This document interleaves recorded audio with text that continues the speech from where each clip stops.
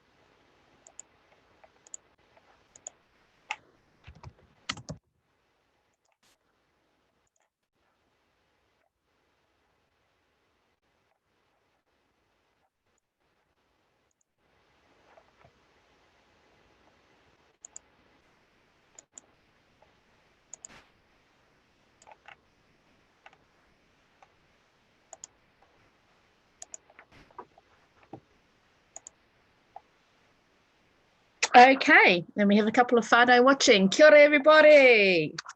Nice to see you back tonight for Auntie T's AntiRacism reading nook.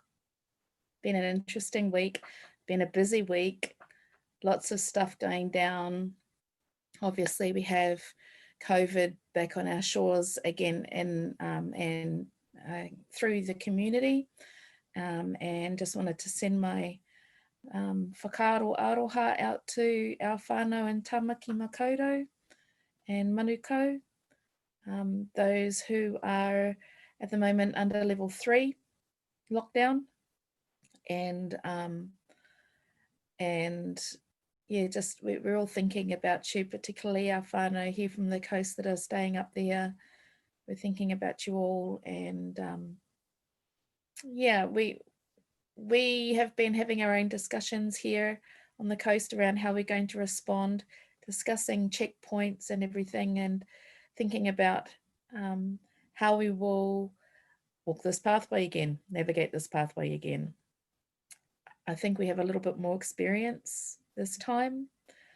We can't be complacent, of course, but we have a little bit more of an idea about what we're dealing with. So anyway, just sending loving thoughts out to us all at these times while we are kind towards ourselves and kind towards each other.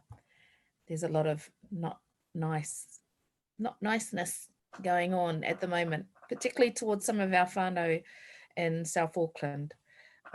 So they're weighing heavily on my heart at the moment.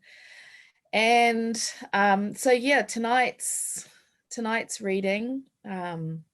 I also just wanted to send a mihi out to our whānau over on Great Turtle Island, especially our Navajo whānau. It was fantastic to see them being profiled on the Daily Show this week. The people who are doing the checkpoints for the, Lakota Sioux Nation checkpoints. Yeah, our Lakota Sioux Nation checkpoints. And so it was great to see you guys getting profiled on the Daily Show. And our reading is from one of our Great Turtle Island papas, George Manuel, The Fourth World, vital decol text, really vital decol text, beautiful writings in here, and really influential also in my journey. So I'm going to read a passage that really resonated for me. From Papa George Manuel, one of our leaders. And I never got a chance to meet him, but I did get a chance to meet two of his children. I have had a chance to meet two of his children, Art Manuel, who's now passed away, but another amazing, wonderful, thoughtful, loving leader of his people in his time, and his daughter, George's daughter, Doreen Manuel, who came to support our Kia Mau movement last year, and when we opposed the Cook celebrations. And so always, you know, we have the Manuel whānau. Kanuhus is another fantastic leader who I haven't had the pleasure of meeting yet, but I follow her online. Amazing work that she does. Yeah, especially with the tiny house movement that they have, and a really amazing whānau that come from greatness. So I'm going to read a little bit tonight from The Fourth World by George Manuel. Community development was first introduced as a program of the Department of Indian Affairs at the time when the war on poverty was catching the popular political imagination of North America. Just going to make sure. Yeah. John F. Kennedy had sponsored the Peace Corps and VISTA program in the United States. People were becoming excited about involving the so-called underprivileged, underdeveloped, and disadvantaged peoples in the solution of their own problems. Canada had to do something. Lester Pearson created the Special Planning Secretariat of the Privy Council to plan and coordinate poverty programs, as well as other ill-starred happenings, such as the Company of Young Canadians. It also gave rise within the old Department of Indian Affairs to a new approach to the Indian, that of entering a relationship with Indian people as human beings. This was the central goal of those few idealistic members of the public service who developed the concept of the department's community development program, which the government bought. The department had sponsored other programs in the past that were sold to the government, Parliament, and the small portion of the Canadian taxpayers who interest themselves in these matters. As the cure-all for the Indian problem. Education and integration were earlier cure-alls. When the full moon of community development began to wane, self-determination became the new rallying cry. Someday, when numbered years have yet become too numerous to be meaningful, archaeologists will find it useful to date government relations with Indians according to the cure-all in fashion from time to time. The trouble with these programs is that they are all good. It is easy to challenge the tonics sold by a roadshow doctor, but today even penicillin invites immunity. The community development program was not designed or intended to be a magic elixir, but there soon grew to be a strong suspicion amongst its participants that the politicians and bureaucrats bought the idea with just that hope in mind. There was, I believe, a genuine misunderstanding from the very beginning. Those who designed the program and trained the field workers truly desired to see people take power into their own hands, and said so in the papers that they prepared. The bureaucrats and politicians reading those identical words within their own frame of reference found hope for the solution of their problems. Put another way, every field worker who was sent out had to decide whether he was there to sell his Indian community on whether, had to sell his Indian community on the solutions for which the government wanted to find acceptance, or whether he was there to serve the community and help it find ways to give voice to its own felt needs. I was one of the first Indians to be hired by the program, and the program was on its way out when I left 2.5 years later. Pharrell Toombs was the man the department hired to train its staff in community development. Pharrell proved to be a man with an amazing insight and one who would not allow himself to be swayed by pressure of politics, and yet was always open to the needs of the group that he was animating. The department was hiring two kinds of people, both to be given the same kind of training before being placed in the field. Those with degrees would be community development officers. Each officer would have a junior colleague who would be an Indian without a degree, and usually from a tribe other than that of the community in which they were working. Pharrell Toombs had a strange way of teaching a course. The last thing he would ever do is stand in front of the class and give instructions or lecture us.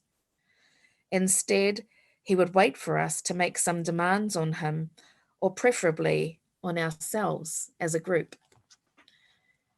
He was always the first to arrive in the morning, at least until a group of superintendents who thought this was some trick they had already learned made a point of arriving earlier, no matter what time he arrived.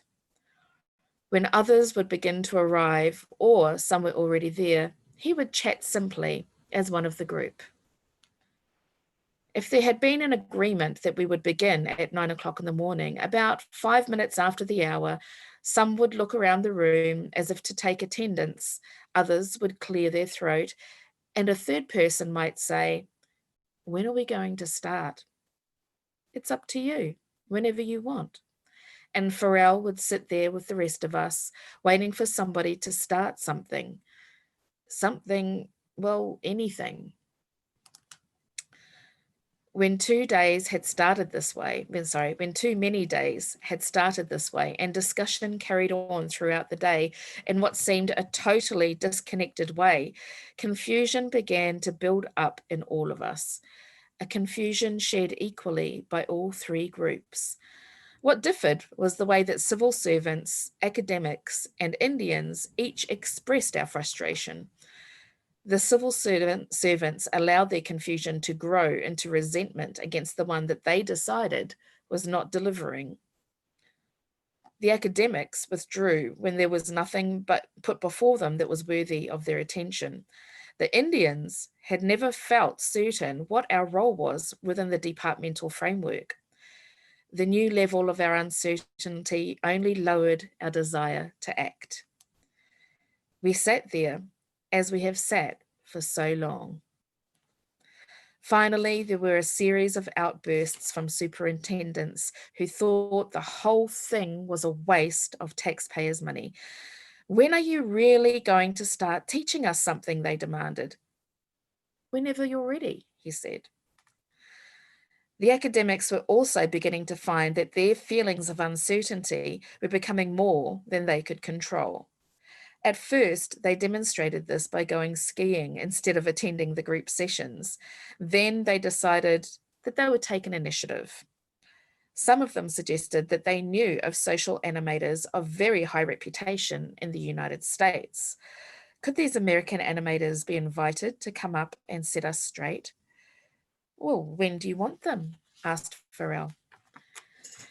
He arranged for them to come on exactly the week that was suggested, and this time he went off skiing or attending to other matters. The three men who had now replaced Farrell had been described to us by our academic colleagues as men who had been recognized by industry, government, and organizations of every type in the United States as the top men in their field. Now we really expected performance. The first morning they walked into the room and chatted amicably, excuse me, I should say. A few minutes after the hour, somebody cast his eyes around the room, another cleared his throat, and a third asked, "When are we going to start?" "Whenever you're ready," came back the reply. By the second day of this new leadership, the tension had simply become too great. Within the first hour, somebody jumped up and said, "You're supposed to be high-priced help. The Canadian government is paying you big money. When are you going to teach this course?" "Anytime you want to get started," they said. Now, even I could not stand this any longer. "You son of a bitch. You are no better than Farrell Toombs. We might as well have had Farrell Toombs back here." Then people really began to speak their minds. Disciplined civil servants and sophisticated academics cried like children when they began to tell of the frustration that had built up in them when nobody had laid down a clear-cut agenda for them to follow. Learning for all of us had become a strict set of rules, a curriculum laid down by people who had never met the class, a teacher whose orders were to wade through the course outline he had handed, and a class filled with students who dutifully made notes, read the texts, counted the footnotes, and were prepared to respond with the correct references whenever asked. Farrell Toombs had refused to fulfill our expectations. He believed that this kind of teaching produced people who saw life and work and their place in the community in pretty much the same terms that had been set down for them in the classroom. He described the typical classroom situation as one in which a system of unilateral dependence is imposed. Dr. Toombs had carefully constructed a course for us designed first to destroy that unilateral dependence and then to replace it with an experience of mutual dependence. For him, the classroom was always a model of society. The only question was, which model? That's the reading for tonight. I love that reading. I love that part of the book. And I know a lot of amazing educators, and I know that this won't be news to many people who are involved in education. Sorry, I'm just letting somebody in.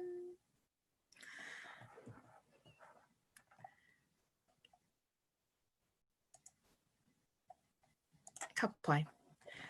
Kia ora hoa, Karen. Welcome to the Zoom. I'm sorry I didn't see you earlier. I was actually on the YouTube page. I should have kept it on this page.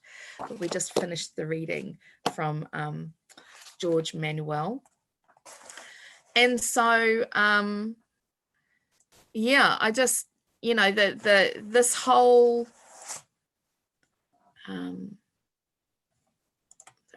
this whole part of the reading, as I said, I know a lot of amazing educators, people who have for a long time now worked off that same philosophy of this is not how education has to look. But what I really enjoyed about this is this line. Where are we? Farrell Toombs had refused to fulfill our expectations.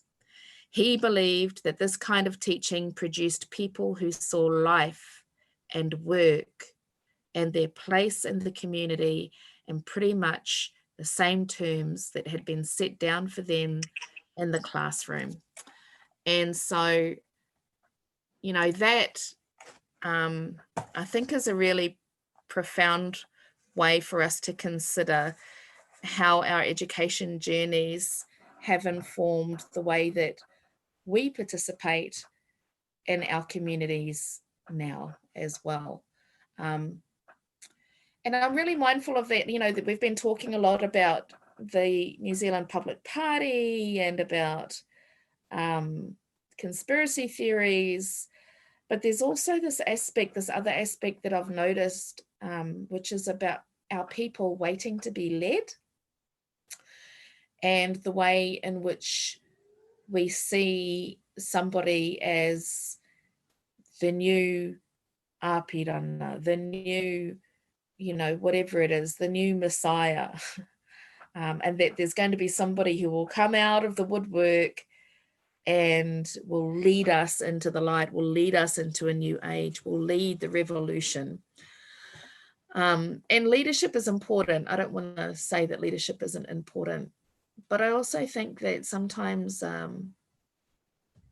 when we do that, we are underestimating the work that each of us need to do. We all need to be contributing towards the revolution. We all need to be contributing towards moving into a better space for our mokopuna. And I think it's also dangerous to create contexts where people believe that they can be the new Messiah and lead all of us into a space of enlightenment. I believe that the strongest kind of leaders are people who lead, who bring the community along with them, and even better, lead from the back and push that community up to be their own leaders as well, and uphold other people as leaders as well. And so I worry when I see any one person acting in a kind of Messiah-like fashion. And I think a part of that also is the education system that we've come through, where we wait to be told how something is, and we simply accept, once we've established somebody as a Messiah, that that's how it is. And I think it will work really well for us to be utilizing tools of critical analysis always. Analyze what I'm saying, go upstream from the information that's in front of you. Have a look at how reputable the source is. Have a look at how accountable the source is.